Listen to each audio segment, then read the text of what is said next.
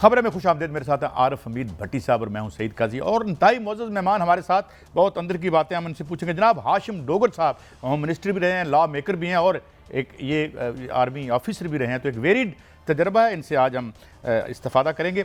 मगर कुछ खबरें रन डाउन इलेक्शन का माहौल, लेकिन क्या इस्तेकाम पार्टी गैर मुतहरक है या मुतहरक हो रही है? इस्तेकाम पार्टी के लीडर हमारे साथ हैं, उनसे पूछेंगे। नवाज शरीफ साहब दोस्त ममालिक से कौन सी यकीन दानियाँ लेने की कोशिश करें और 8,500 अरब का खसारा कैसे पूरा होगा? Last but not the least, Hamas और इसराइल की जंग, इसमें हमारे साथ मौजूद होंगे जनाब खुर्शीद महमूद कसूरी साहब, दोनों इत्तफाक से हमारे मेहमान कसूर से। थैंक यू वेरी मच जनाब हाशिम डोगर साहब।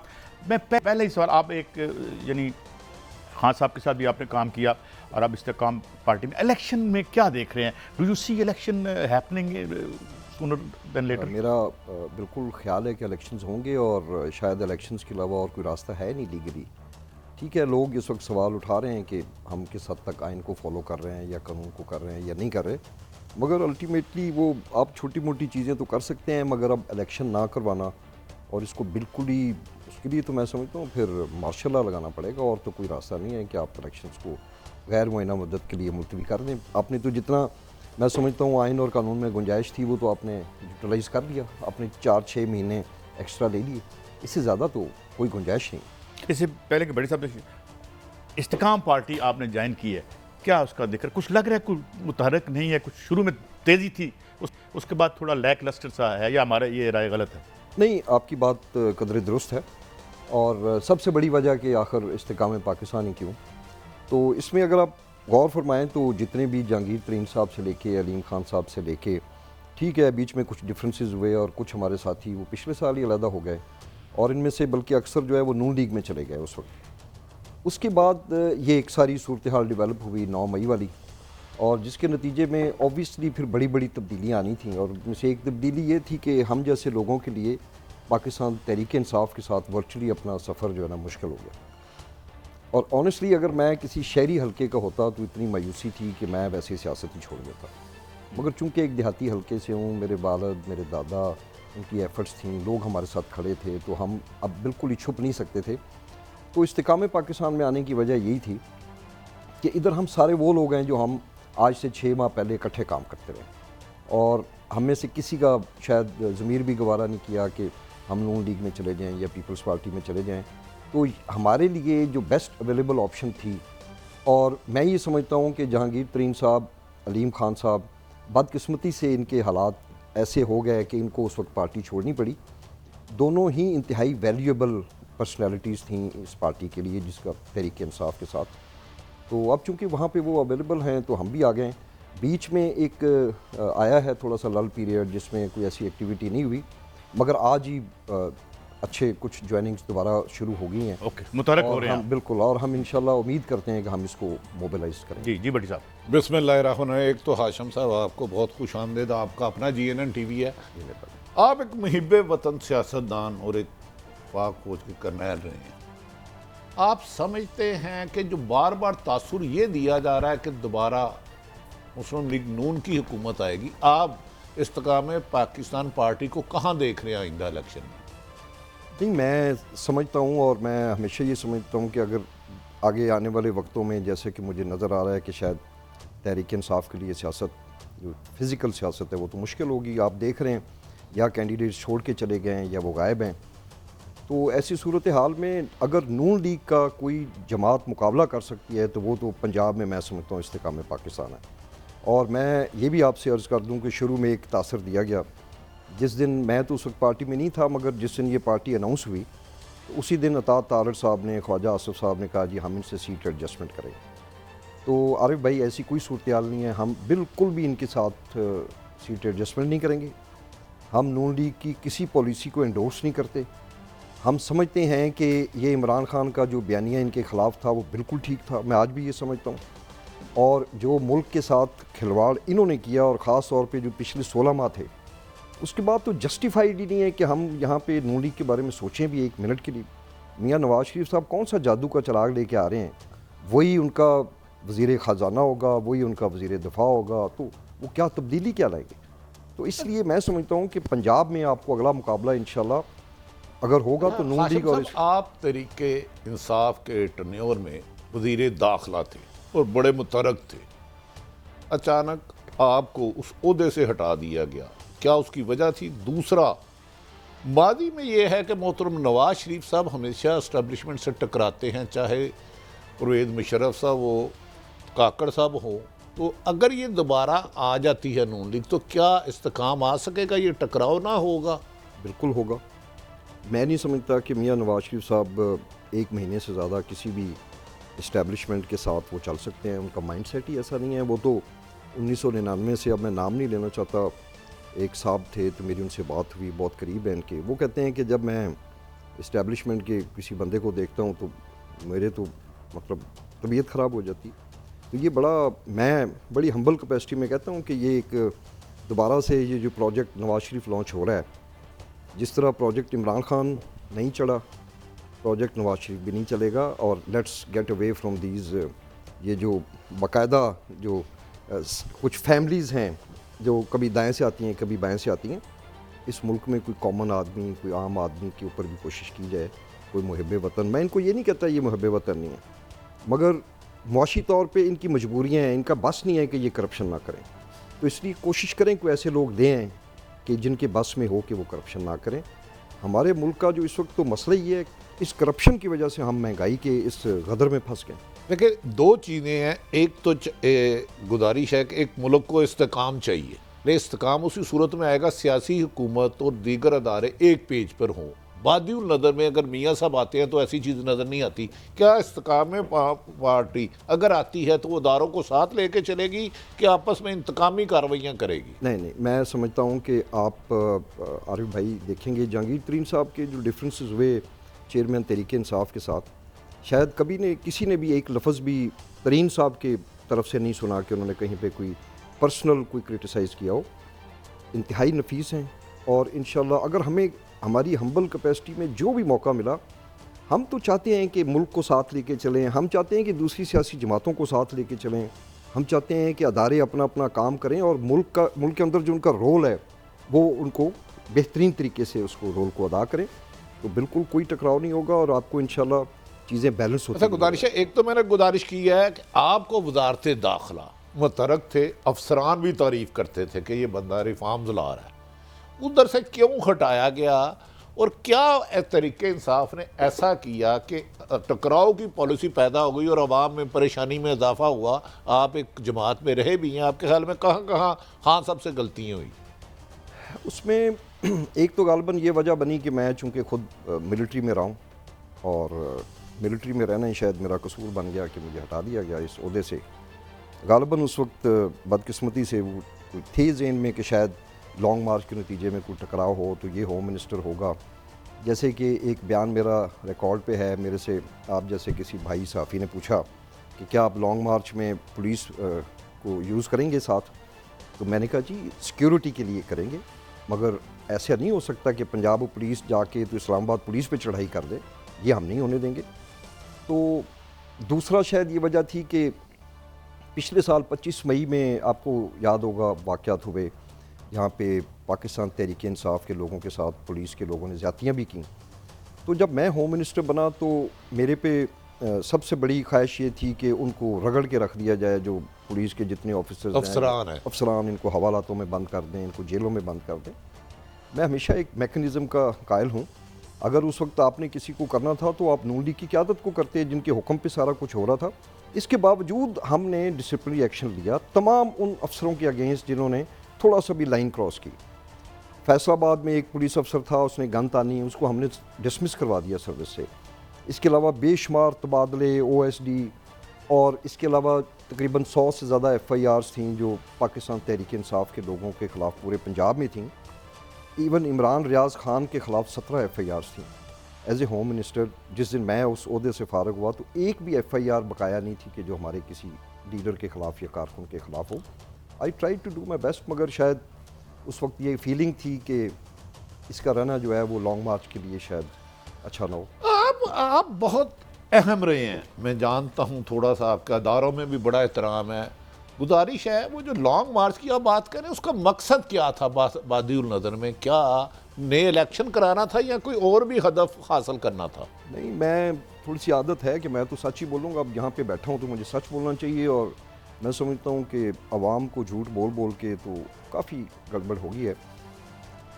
माज़रत के साथ जो मैं समझता हूँ उसका मकसद ये था कि जो उस वक्त कुछ तैनातियाँ होनी थी फ़ौज में वो ना हो,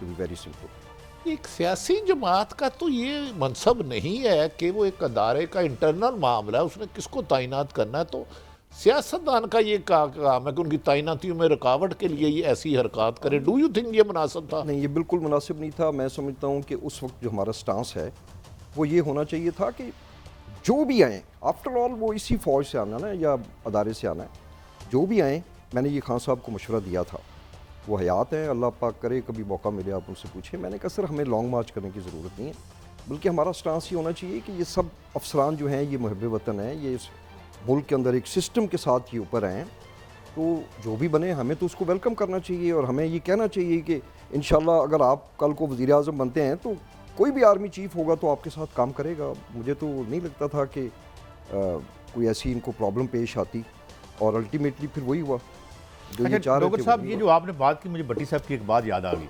हम यहाँ बैठे थे तो डॉक्टर इशफाक हसन खान साहब कहते हैं जी यहाँ साडा बंदा कल्चर जो है, ये आर्मी इंस्टीट्यूशन है, वो नीचे से आपके भी यानी रूममेट रहे हैं तो वहीं से आना है, तो ये क्यों है? Why every party and every, जैसे आप डायनेस्टी कह रहे हैं, अब तो डायनेस्टी होगी, नवाज शरीफ डायनेस्टी होगी अब कि जी साडा बंदा कल्चर जो है, ये क्या है? हाँ नहीं, ये बिल्कुल गलत है। ये जो मौजूदा आर्मी चीफ हैं सीनियरिटी लिस्ट में ये सबसे ऊपर थे।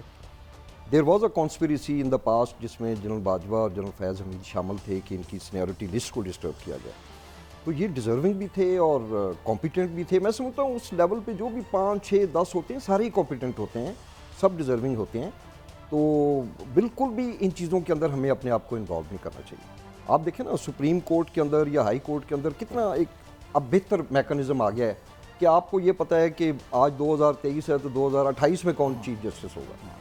तो मैं तो ये वैसे आप समझते हैं ये हो जाना चाहिए वहाँ, जिस तरह चीफ सुप्रीम कोर्ट के चीफ जो हैं वो बारी बारी अपने टेन्योर हैं उनके, तो ये आर्मी में भी ये आप क्या समझते हैं साबिक़ आर्मी ऑफिसर? एक्चुअली आर्मी के थोड़ा सा डिफरेंस जो मैं समझता हूँ, बड़ी हम्बल कैपेसिटी में, नहीं यार, तर्जमान हूँ फौज का, ना ही शायद मैं कितने बड़े ओहदे से रिटायर हुआ हूँ कि मुझे बहुत सारी चीज़ों की डायरेक्ट मालूमात हो।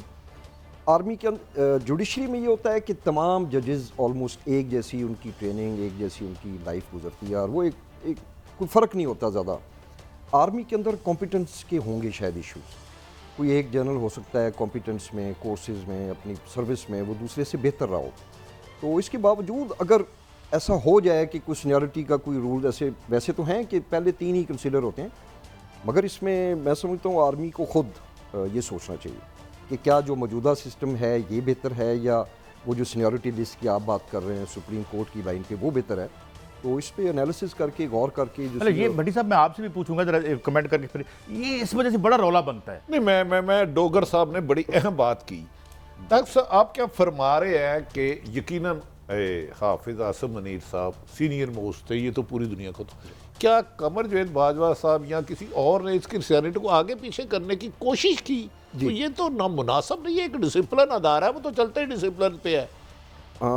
अब देखें ऐसा हुआ है कि जनरल बाजवा साहब की ख्वाहिश थी कि जनरल आसिम जो है ये चीफ ना बने, और हाँ मेरी इल्म में तो यहाँ तक है कि इन्होंने मियाँ शहबाज शरीफ साहब को धमकी दे दी कि हम मार्शल लगा देंगे अगर आपने जनरल बाजवा साहब को एक्सटेंशन ना दी।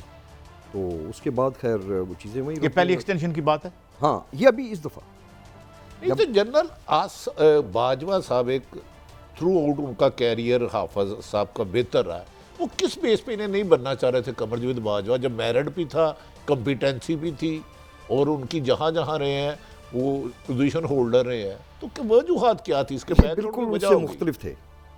जनरल आसिम की आप सारी सर्विस स्ट्रक्चर उठा के देखें, अब फिर वही शायद गैर मुनासिब होगा, मैं फिर बार बार अर्ज़ करता हूँ, मैं कोई स्पोक्स पर्सन तो हूँ नहीं, जो मैं ज़ाती इन्फॉर्मेशन रखता हूँ, जनरल आसिम मुनीर की जो पर्सनैलिटी है वो 180 डिग्रीज़ अपोजिट थी टू जनरल बाजवा। शायद वो ये समझते हों कि ये आर्मी चीफ बन जाएंगे तो कोई मेरी मतलब कोई उनको कोई मसला हो या उनके कोई काम कार में कोई मसला हो, तो इसलिए चाहते होंगे कोई अपना लाइक माइंडेड। ये आपने क्या बात की कि उन्होंने कहा कि मार्शल लॉ लगा दूंगा मैं, यानी ये खबर है मियाँ शहबाज शरीफ बाकायदा सेकंड एक्सटेंशन, ये लास्ट एक्सटेंशन जिसमें के बाद में मौजूदा चीफ अपॉइंट हुए, ये उन दिनों की बात है कि बाकायदा जनरल बाजवा ने कोशिश की कि उनको एक्सटेंशन मिले और ये सफारतकारी हुई, लंदन तक हुई मियां नवाज शरीफ साहब को। और इसमें अब अच्छा अगर मैं हुआ- ये कह दूं कि सिविलियन साइड से कसूर की भी एक शख्सियत इसमें नाम आ रहा था तो मुतहरक हुए थे, तो आप उस पर मुस्कुराएंगे या यस नो करेंगे? नहीं, मैंने सुना है कसूर से एक शख्सियत थी नहीं जो वो सुना, आपकी मुश्किल आसान कर दूँ, गालिबन वो भी एमपी थे, आप भी वहाँ से एमपी है। सुना उनकी बहुत कोशिश थी कि बाजवा साहब को एक्सटेंशन मिले। चूँकि मेरे पास कोई फर्स्ट हैंड इंफॉर्मेशन नहीं है, मेरी भी आपकी तरह की मालूमात है, तो मैंने सुना है कि उनके काफ़ी अच्छे तल्लुकात थे जनरल बाजवा के साथ और गालिबन वो ज़रूर चाहते होंगे कि इनको एक्सटेंशन मिले। अब इसमें क्या रियलिटी है या क्या बाद में आपके आके- पास ये इन्फॉर्मेशन है कि वो साहब जो भी थे वो लंदन भी गए और उन्होंने मोहतरम नवाज शरीफ साहब को भी कायल करने की कोशिश की कि अगर इन्हें एक्सटेंशन दे दी जाए? मुझे ऑनेस्टली नहीं पता। देखें, हालांकि हम दो साइड पे हैं पॉलिटिक्स के, मेरे उनसे कोई ऐसे बुरे तलकात भी नहीं, या मैं खैर गलत बात तो मैं करना नहीं चाहूँगा। तो मुझे ये नहीं पता कि ये अल्टीमेटली मियाँ साहब के पास गए कन्विंस करने के लिए या नहीं, बट इतना मुझे ज़रूर पता है कि इनके उस दौरान जो पिछले आर्मी चीफ हैं उनके साथ इनके बहुत अच्छे तल्लुकात थे। उसकी बेसिस क्या थी ये लोग जानते ही हैं। अच्छा, अब वो मैं नहीं जानते नहीं आप, मुझे ऐसा लग रहा है बादी नज़र में हाशिम डोगर साहब आप बड़े स्ट्रेट फॉरवर्ड मशहूर हैं और आपके कुलीग्स भी जो कहते हैं, क्या वो कॉमन थी? क्या कोई उनका कोई करीबी अजीज उनका दोस्त था या डायरेक्ट दोस्ती थी? आप कितने वो है ना मासूमाना सवालात करते हैं, और खुद बताएं ना। मैं देखे हम साहबी का देखिए, तो मेरे काम तो वो पड़ोसी हैं सवाल ना। करना है, आप तो साहिब इल्म है। देखिए ऑनेस्टली अब ये बातें वही हैं जो एक मार्केट की खबर है, तो मैंने भी सुना है कि जो उनके अच्छा, करीबी जो अजीज ये थे- लोग समझते हैं कि मौजूदा आर्मी चीफ साहब आ गए हैं तो वो किसी एक सियासी स्क्वाड को पोर्ट कर सकते हैं या नहीं कर सकते, आपने जितना उन्हें पाया, क्या मुल्क में इस्तेकाम आएगा और साफ शफाफ इलेक्शन होते हुए नज़र आ रहे हैं आपको? मुझे बिल्कुल इंशाल्लाह बड़ी उम्मीद है। एक ये नहीं कि हम एक यूनिट से हैं, जैसा आप खुद देख लें पिछले अब 2-1 माह से थोड़ा सा उन्होंने थोड़ी सी सख्ती की है, तो अल्हम्दुलिल्लाह डॉलर 40-42 रुपए 42 रुपए नीचे आ गया आपके। मुझे उम्मीद है कि 50 इंशाल्लाह रुपए तक सुना है नीचे। जी, मैंने ये सुना है कि इंशाल्लाह इनकी पहली कोशिश ये है कि हम इसको 260 पे लेके आएँ और फिर अनदर 3-4 मंथ्स में कोशिश करके इसको 215-20 पे लेके इनके आएँ। क्या वैसे काम, हर काम में तो हम बुला लेते हैं, ट्रेन उलट जाए तो हमारे पास बंदा कोई नहीं होता, सैलाब आ जाए तो हम उनसे काम, और मैं कोई मार्शल लॉ का हामी नहीं हूँ, लेकिन आप ये समझते हैं फिर that was a better decision from Shehbaz Sharif साहब, इनका यानी इनके नहीं, अपॉइंटमेंट? मैं बिल्कुल समझता हूँ कि ये यानी वाइज था। डिसीजन, और जहाँ तक मैं उनको जानता हूँ ही हैज़ अ विल, और ये आप देखेंगे कि आपको इस वक्त सबको पता है कि हमारा कोर इशू जो है वो महंगाई है, इकॉनमी है। लोगों के ऊपर जो इस मैं समझता हूँ जुल्म हो रहा है, और मैं इनसे बड़ी उम्मीद करता हूँ अल्लाह ताला ज़िंदगी में आपको कई दफ़ा ऐसे मौके दे देता है कि आप बहुत सारे दिनों के लिए आप याद रखे जाते हैं। इस वक्त हमें हमारी पूरी आवाम की ये ख्वाहिश है कि ये अपना रोल अदा करें। ये जो स्मगलिंग, ये जो चोर बाज़ारी, आप देखें ना दिनों में वापडा के जो यूनिट्स हैं वो वाफर हो गए, डॉलर नीचे आ गया। इंशाल्लाह ये अपना पूरा एम्फसाइज़ करेंगे, इस चीज़ पे ज़ोर लगाएंगे कि जो 15 तारीख आ रही है इंशाल्लाह आवाम को पेट्रोल में भी बेहतर से बेहतर सहूलत क्योंकि अब डॉलर नीचे आया तो ज़ाहिर है वो बस भी। ये चीज़ें हुई तो फिर अच्छा, अब तो वक्त अच्छा हाँ साहब से गुजारिश है कि आप रहे हैं 9 मई के, आप समझते हैं साजिश है, इत्तफाकिया हो गया, और ये अफसोसनाक वाक़या होना नहीं चाहिए था किसी भी कीमत पर। अदारे तो हमारे हैं, हमने तो कभी ये तसव्वुर भी नहीं किया उन पर जाए। इसके पसे पर्दा क्या कुछ साजिश नज़र आ रही है या लोग जज्बाती हो गए, आप क्या समझते हैं? बस उसमें आरिफ भाई मुझे ये बताएं ना, ये वाक़या हुआ तो अगर तो कोई एक ख़ास जगह होती कि जहाँ पे फ़र्ज़ करें कोर कमांडर हाउस लाहौर है और यहाँ पे आके तो लोग हमला करते और उसको गिराओ झलाओ करते, तो और पूरे पाकिस्तान में कोई ऐसा वाक़या ना होता, तो मैं भी शायद ये समझता कि इनको पता नहीं कोई साजिश के नतीजे में आके तो ये लोगों ने, आप देखें मियाँ वाली में क्या हुआ, आप देखें गुजरांवाला में क्या हुआ, मुल्तान में क्या हुआ। अवाम को ये सोच बन गई थी कि अब अगर इमरान खान अरेस्ट होता है या कुछ होता है तो हमने फ़ौजी तनसीबात, शायद हमला तो मैं नहीं कहूँगा, मगर वो कम अज़ कम इनके आगे प्रोटेस्ट करना चाहते थे, और यहाँ से फिर गड़बड़ शुरू हो things गई। got out of Then hand. फिर आपको पता है मॉब के सामने तो अब वो यास्मीन राशिद वगैरह थी, बहुत बेहतर होता कि ये लिबर्टी चौक से अवाम को ना डिस्पर्स कर देते। आप बैठे रहें, आप लाए ना 5 लाख बंदा, जो इमरान खान की या पार्टी की एक सोच थी, आप बैठा दें उनको लिबर्टी चौक में 5 दिन के लिए, तो पता लगे कि प्रोटेस्ट हो रहा है। ये कौन सा प्रोटेस्ट है कि आप जाएं और फिर उसमें यकीनन शरपसंद लोग भी घुसे होंगे, उसमें मासूम लोग भी पंजाब घुसे। की एडमिनिस्ट्रेशन की भी आपको उसमें नालायकी लगती है कि उन्होंने कोई पेशबंदी नहीं की? नहीं, मैं समझता हूँ कि नहीं है उसमें। उसकी भी एक वजह है, कैटेगरिकली वहाँ से माजरत के साथ जो वहाँ पे उस वक्त अफसरान थे, उन्होंने पुलिस को नहीं माना। मैं उनका again I am not their spokesperson, मगर जो मेरे पास थोड़ी बहुत इन्फॉर्मेशन है कि पुलिस पहुंची राहत बेकरी तक, वहाँ पे आगे उनको ये कन्वे हुआ कि जो कुछ भी ये करते हैं इनको करने दें, तो उसके नतीजे में लोग घुस गए अंदर घर के। उसमें क्या आप ये फरमा रहे हैं लाहौर पहुंची फोर्ट्रेस तक, तो बाकी शहरों में पुलिस ने क्यों नहीं रोका? नहीं, हर जगह पे रोका है। मैं आपको बताऊं, गुजरांवाला में इससे बड़ा हादसा हो जाना था, वहाँ पे पुलिस और आर्मी ने लोगों को कैंट के दरवाजे पे, मुल्तान के कोर कमांडर के घर पे हमला होने वाला था, वो शायद इससे भी ज़्यादा खौफनाक होता। बस यहाँ पे कोई इसकी मैं समझता हूँ कि it is need of the time कि आप एक हाई लेवल इंक्वायरी करें, आवाम के सामने ये लेके आएँ कि क्या रीजंस थे, इसमें कौन कौन, इसमें माजरत के साथ अगर कोई आर्मी ऑफिसर भी इन्वॉल्व थे तो उनके नाम आने चाहिए, जो कि कह भी दिए हैं ISPR ने, भी कुछ लोगों को तो कन्वे तो हुआ है। अब आगे इसके ऊपर मज़ीद कौम को ज़रूरत है कि आप उनको हक़ाइक़ बताएं। अच्छा हाशिम साहब, ये सदाकत अब्बासी और उस्मान डार ने कुछ मुबैना दिए इंटरव्यू, आप क्या समझते हैं इनमें सदाकत है या इसमें कुछ इसकी कोई तहकीकात आला-सतई होनी चाहिए? मैं नहीं समझता कि सदाकत अब्बासी कोई इतने ज़्यादा करीब थे, जो मैं थोड़ा बहुत, मेरा 3-4 महीने इंटरेक्शन रहा। उस्मान डार काफ़ी करीब थे और उनको हकीकत का पता होना चाहिए, उनके नॉलेज में होना चाहिए। देखें, ये तो कभी शायद ना ही हुआ हो कि किसी ने कहा हो कि जब ये जिस दिन ये वाक़या होगा अपने इतने बजे, ये माइंड सेट हमारा ऐसा क्रिएट हो गया पार्टी का कि जो मासूम लोग थे, मुझे सिंपली ये बताएं कि उस दिन क्या ज़रूरत थी कि हम सिर्फ फ़ौजी तनसीबात पे जाके तो उनके सामने प्रोटेस्ट करें? क्यों किसी सूबे में जो है वज़ीर आला के दफ्तर के बाहर नहीं हुआ प्रोटेस्ट? क्यों किसी सूबे में गवर्नर के ऑफिस के सामने या घर के सामने प्रोटेस्ट नहीं हुआ?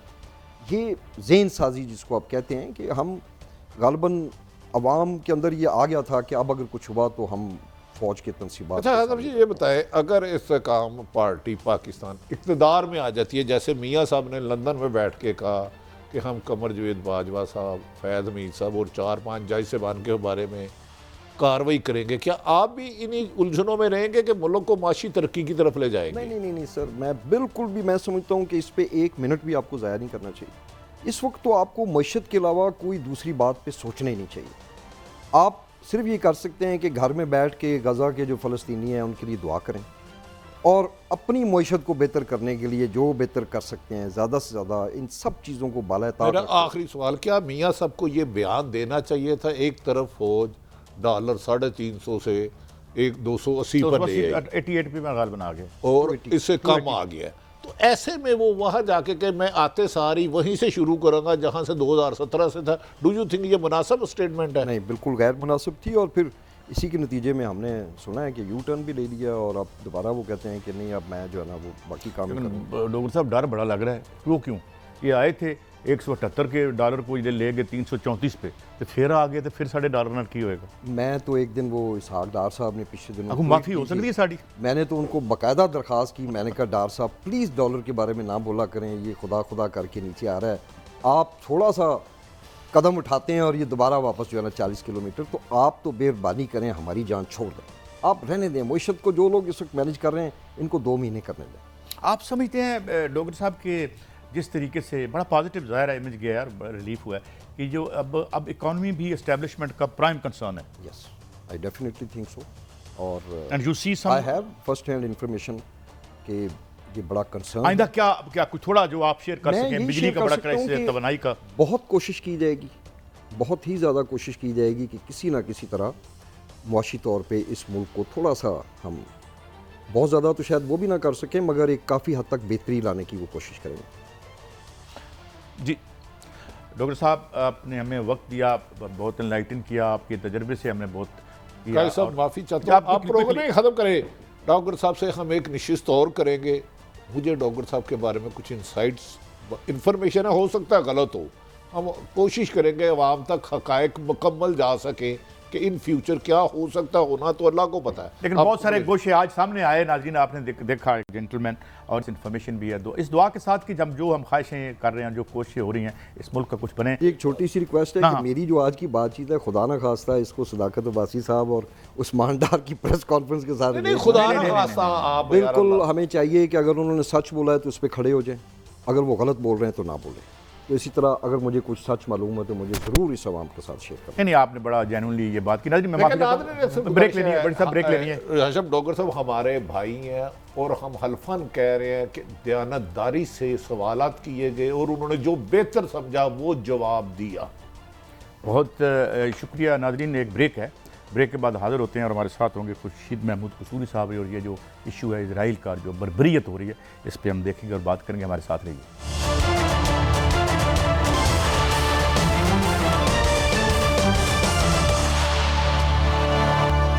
वेलकम बैक नाज़रीन, हमें ज्वाइन किया है खुर्शीद महमूद कसूरी साहब का, वज़ीर ख़ारजा, नोटेड स्टेट्समैन, दानश्वर। Thank you very much for your time Kasuri साहब।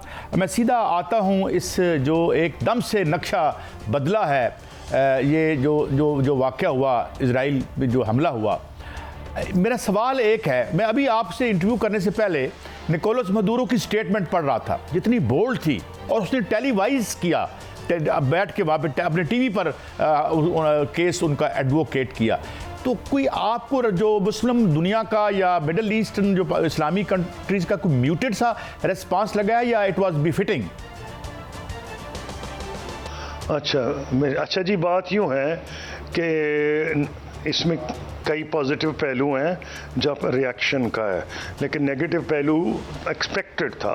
पॉजिटिव पहलू क्या है कि सारी दुनिया में इनके हक़ में जुलूस निकल रहे हैं। उसकी वजह यह है एक मज़लूम कौम है, और ये बिल्कुल एक्सेप्टेड फैक्ट है, क्योंकि यूनाइटेड नेशंस के सिर्फ रेजोल्यूशन नहीं, बल्कि उसके बाद जो अकॉर्ड्स हुए हैं, चाहे वो अमेरिका में हुए हैं, चाहे ओस्लो में हुए हैं, कैंप डेविड अकॉर्ड है, ओस्लो अकॉर्ड्स हैं, किसी चीज़ पे इजराइल पाबंद नहीं रहा। वो जो चाहता था करता रहा है। तो एक तो जहाँ तक यूरोपियन यूनियन का है, उनमें भी डिवीज़न थी। पहले उन्होंने कहा कि जो पैलेस्टीनियन अथॉरिटी के लिए उन्होंने पैसे रखे हैं मदद के, वो होल्ड पे हो गए। इतना सख्त रिएक्शन आया कि जोसेफ बोरेल जो हैं, उनके फॉरेन सेक्रेटरी एक किस्म के समझें, फॉरेन मिनिस्टर जो हैं यूरोपियन यूनियन के, उन्होंने कहा कि नहीं, ये भी फैसला नहीं हुआ, अभी हम जारी रखेंगे। तो अब आप बता रहे हैं जो मैंने नहीं सुना, जो आपने अभी अभी बताया है, तो मैं को हैरान नहीं हूँ। यूरोप में मुख्तलिफ किस्म की ट्रेंड्स हैं, लेफ्ट है, राइट है, सेंटर है, और राइट बदनसीबी से आजकल रेशिस्ट राइट हो गया है, वो इजराइल का सपोर्टर है। लेकिन इसमें तो अमेरिका में भी जुलूस निकले हैं इनके हक में। तो आप कहने इस्लामी दुनिया का रिएक्शन, देखें बात यह है कि इस्लामी दुनिया का रिएक्शन एक तो इसलिए बड़ा आपको सरेदस्त म्यूट लग रहा है, क्योंकि जिस हैरानी से यह काम हुआ है, वो सिर्फ इस्लामी दुनिया, अरब दुनिया हैरान नहीं हुई, बल्कि जिसकी सबसे ज़्यादा इंटेलिजेंस दुनिया में है, एक तो इजराइल है, उनकी नाक के नीचे हो गया है। उससे बढ़ के अमेरिका है। अमेरिका के जो नेशनल सिक्योरिटी एडवाइज़र हैं जेक सलिवन ने एक हफ्ता पहले कहा, इस हमले से पहले, कि अब तो मुझे मशरिक़ वस्ता में बिल्कुल अमन नज़र आ रहा है और अब मामला आगे चलेंगे। वो अपने नए प्रोजेक्ट्स लेके आ रहे थे कि अमेरिका को वो सऊदी अरब से नफ़ी कर देंगे और आगे जो है पाइपलाइन ले जाएंगे उसको इजराइल। सबसे पहले तो उसमें पत्थर मारा प्रेसिडेंट अर्दोआन ने, उन्होंने कहा नहीं इजराइल क्यों, तो तुर्की के ज़रिए जाएगा वगैरह वगैरह। तो इसलिए कोई एक्सपेक्ट ही नहीं कर रहा था, बल्कि क्राउन प्रिंस मोहम्मद बिन सलमान के 2 इंटरव्यू बैक वक्त आए थे। एक को बहुत पब्लिसिटी मिली, वो फॉक्स न्यूज़ का इंटरव्यू था, जिसमें उन्होंने इंडिकेट किया कि जो नॉर्मलाइजेशन रिलेशनशिप की है सऊदी अरेबिया की इजराइल, वो तेज़ी में चल रही है। लेकिन उसी वक्त एक और इंटरव्यू आया था कि, और वो ये था कि हम जब बात करेंगे तो हम फ़लस्तीनियों को बुला रहे हैं और हम उनसे उनको श्योर करेंगे कि तब इनको हम रिकग्नाइज करेंगे जब ये उनके हुकूक यानी कि टू स्टेट सोल्यूशन को एक्सेप्ट करेंगे। वो खुशकिस्मती है क्राउन प्रिंस मोहम्मद बिन सलमान की कि उन्होंने वो बयान उस वक्त दिया था, नहीं तो अमेरिका में उनका एक ही बयान नशर हो रहा था और वो था जो फॉक्स न्यूज़ का था। तो अब मैं इसी समझ रहा हूँ, एक तो सरप्राइज़ बड़ी है, लेकिन ऑलरेडी सऊदी अरेबिया का आ गया रिएक्शन, अच्छी बात है। उसमें जो हुआ है सारा वेस्टर्न मीडिया कमेंट कर रहा है कि सऊदी अरेबिया ने इजराइल को ब्लेम किया है। भाई उन्होंने यही कहा है कि क्योंकि कोई सोल्यूशन नहीं ढूंढ रहे इसका तो ही आएगा। तो इस्लामी दुनिया का ऑन द होल मैं आपसे एग्री कर रहा हूँ कि इस जो रिएक्शन है, रिएक्शन उनका होता है जिनके घर में कोई दाने हों। पाकिस्तान एक ज़माने में चीन और अमेरिका की बात किया करते थे, आज हम खुद लड़ के मर के एक दूसरे के दुश्मन हो गए हैं, एक दूसरे की शक्ल नहीं देखना चाहते, टोटली डिवाइडेड पॉलिटी है। कसूरी साहब, गुजारिश ये है कि आप इस जंग का ये जो है अमेरिका खुल के सामने आ गया, रशियन प्रेसिडेंट पुतिन कहते हैं मैं उसी तरह साथ दूंगा जिस तरह अमेरिका इसराइल का फ़लस्तीन का दूंगा, और ऐसे में अरब ममालिक की जो मोहम्मद बिन सलमान की ईरान के से हुई है बात, इसका सोल्यूशन जल्द देख रहे हैं कि जंगबंदी हो सकती है या मजीद इसको आगे फैलेगी? देखिए 3 मुल्क हैं जो रोल अदा कर सकते हैं, 2 तो बड़े ताकतवर हैं, एक और इंडिपेंडेंट एक्टर्स हैं, एक है सऊदी अरब, एक है तुर्की, तीसरा है मिस्र। बड़ा मुल्क है, फौज बड़ी है, लेकिन उन्होंने अकॉर्ड कर लिया है कैंप डेविड का, और वो मैं नहीं समझता सरे दस्त उस किस्म का रोल अदा करेंगे जो तुर्की अदा कर सकता है। तुर्की ने तो साबित किया था माजी में जब ब्लॉकेड हुआ था इसका गाजा स्ट्रिप का, तो उन्होंने नेवी तो नहीं भेजी प्रेसिडेंट अर्दोआन ने, लेकिन उन्होंने एक सिविलियन शिप भेजी थी जिसमें ह्यूमन राइट्स एक्टिविस्ट थे, सिविलियंस थे, उनको मारना भी मुश्किल था इसराइल के लिए, लेकिन वहाँ झड़प हुई, हो सकता है कोई एक आध बंदा, मेरी मेमोरी क्लियर नहीं है, हो सकता मरमरा भी गया था, लेकिन उन्होंने उसको ब्लॉकेड को तोड़ा था। अब जो एक फैक्टर और आ गया है, यूनाइटेड नेशन के जो सेक्रेटरी जनरल हैं, बहुत छोटी उन्होंने तकरीर की, लेकिन एक बात क्लियर थी, उन्होंने इजराइल को ब्लेम किया कि हमारे 10 बंदे मार दिए इन्होंने जो यूनाइटेड नेशंस के थे। नंबर 2, उन्होंने कहा फॉरेन रास्ता खोलो। अब ये डिप्लोमेटिक स्पेस प्रोवाइड करता है यूएन का इस किस्म का, तो उसमें मैं ये समझता हूँ कि सऊदी अरब और ऑलरेडी रोल अदा कर रहा है, मुख्तलिफ मुल्कों से बात कर रहा है। जहाँ तक तुर्की का है, वो पहला मुल्क है क्योंकि वो कॉलोनियल पावर था, उनके कभी इसराइल से टूटा ही नहीं, क्योंकि फ़लस्तीन तो उनकी कॉलोनी था, ये तो ऑटोमन एम्पायर का हिस्सा था, इराक, शाम, जजीरा नुमा अरब, तो वो पुराने हुक्मरान हैं, उनका एक नज़रिया ही मुख्तलिफ है इस इलाके की तरफ, और वो साबिक हुक्मरान की तरह देखते हैं इस इलाके को, इसलिए उन्होंने कभी इसराइल जैसे से बना उनके ताल्लुकात थे, क्योंकि उन्होंने जब यहूदियों को सारी दुनिया में लोग उनको तबाह कर रहे थे, उनको पनाह मिली थी सल्तनत उस्मानिया की, जैसे पहले उन्हें पनाह मिली थी स्पेन के अंदर जब मुसलमान हुक्मरान थे। तो ये 2 मुल्क तो रोल अदा कर सकते हैं, और यूएन के सेक्रेटरी जनरल ने अपील की है इजिप्ट से कि वो रास्ता खोले जहाँ से ह्यूमैनिटेरियन एड जाएगी।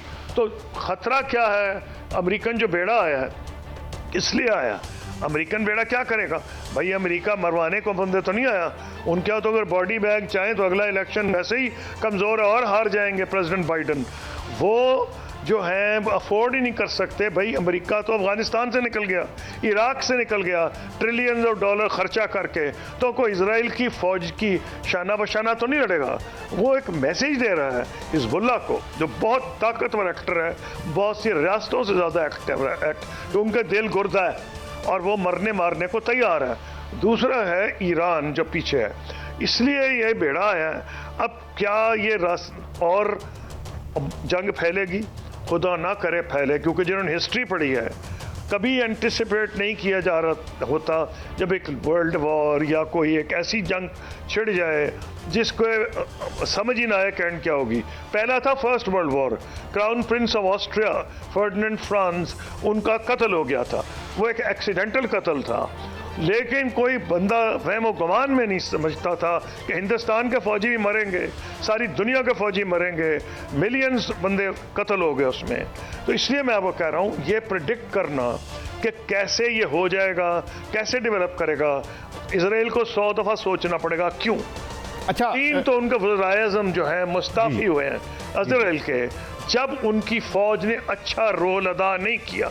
गोल्डा मेयर को इस्तीफा देना पड़ा 1.5 साल के बाद, क्योंकि वो इस तरह बुरी तरह डिफीट नहीं होते जैसे इजरायली, जैसे कि अरबों की फौज 5 दिन में डिफीट हो गई थी।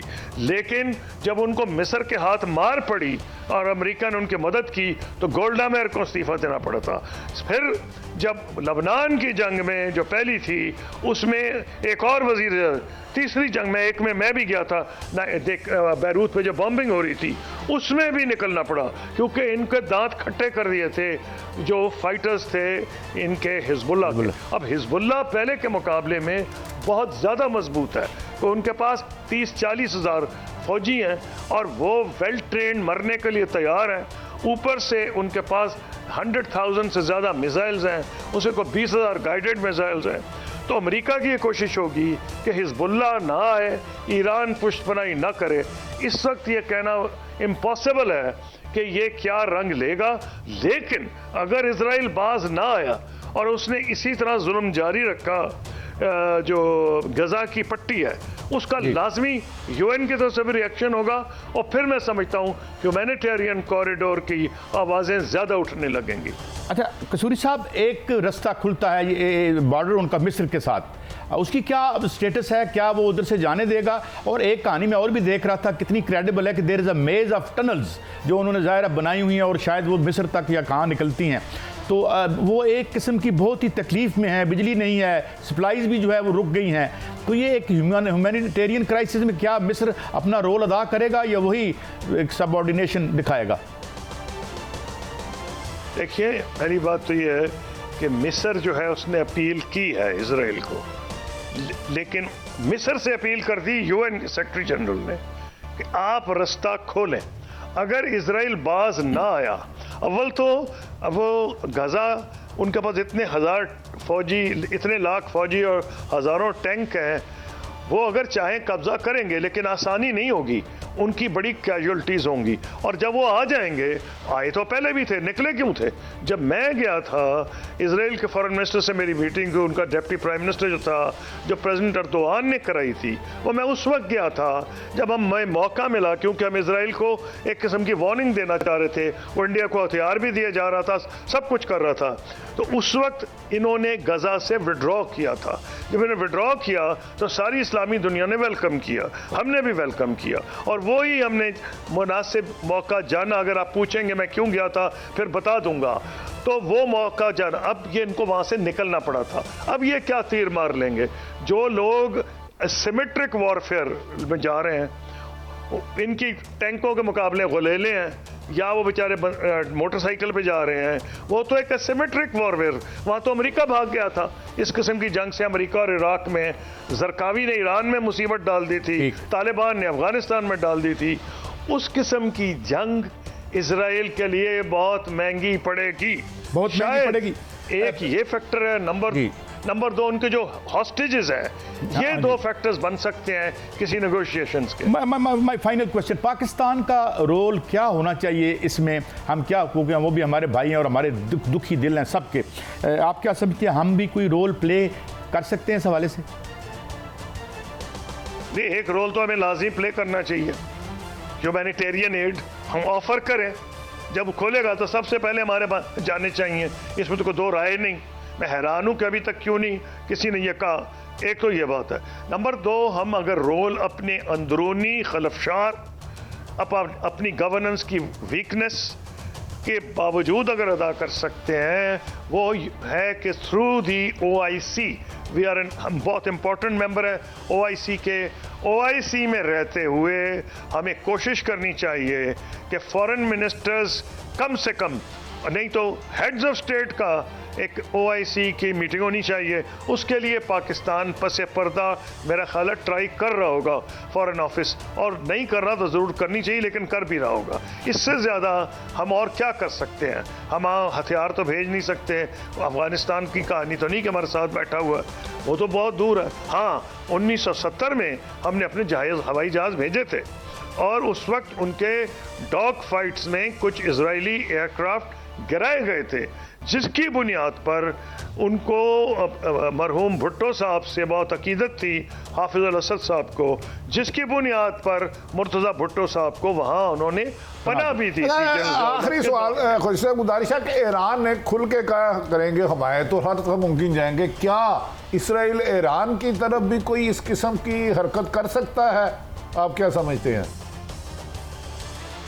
देखें, ईरान ने बड़ा केयरफुल बयान दिया। उन्होंने कहा है हम इनके साथ हैं, ये तो हिजबुल्लाह ने भी कहा है, पर उनका हमने इसमें प्लानिंग में हिस्सा नहीं लिया। यानी दो उन्होंने मैसेज क्लियर कर दिए, क्योंकि अमेरिका बहाना ढूंढ रहा है और इजराइल किसी तरीके से जो उनको $6 बिलियन रिसेंटली मिल गए हैं, सैंक्शंस अभी भी उनके ऊपर लगी हुई हैं, जो उन्होंने प्रिजनर्स रिलीज़ किए हैं, तो इनकी कोशिश है कि ईरान का नातका बंद किया जाए। ईरान ने क्लियरली कह दिया है हमारा इसमें कोई रोल नहीं। लेकिन अगर ये मैं फिर रिपीट करूं, बाज ना आए, इन्होंने सिविलियन आबादी को उसी तरह तबाह बर्बाद किया, इन्होंने उनको भूखों मरने का प्लान कर लिया, उनको प्यासा मारने का प्लान कर लिया, तो फिर रिएक्शन आएगा और किसी के हाथ में नहीं होगा, और फिर मुसलमान अरब दुनिया भी करेगी, और फिर पता नहीं ये मामला किधर निकल जाएगा। थैंक यू वेरी मच कसूरी साहब, आपने बड़ी सराहत और बलागत से इस पर रोशनी डाली। बहुत शुक्रिया नाज़रीन, ये था हमारा आज का शो। अगले हफ्ते फिर मिलेंगे। इजाज़त, अल्लाह हाफिज़।